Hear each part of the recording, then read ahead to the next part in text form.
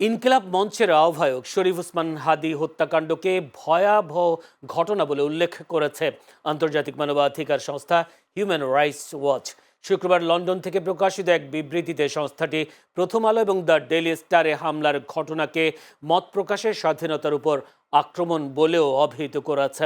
বিবৃতিতে বলা হয় ২০২৪ সালের ছাত্র আন্দোলনের অন্যতম মুখ শরীফ ওসমান হাদীকে হত্যার পর দুটি সংবাদপত্র অফিসে হামলা চালায় সাধারণ জনতা।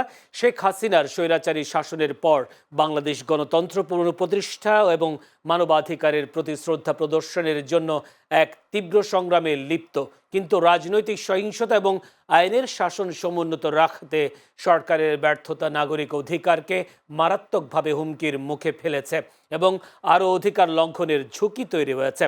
এদিকে ওসমান হাদী হত্যাকাণ্ডের নিন্দা জানিয়েছেন জাতিসংঘ মহাসচিব আন্তোনিও গুতেরেস। তিনি বাংলাদেশকে আন্তর্জাতিক মানবাধিকার মানদণ্ড অনুসারে দ্রুত ও নিরপেক্ষ তদন্ত পরিচালনা করারও আহ্বান জানিয়েছেন।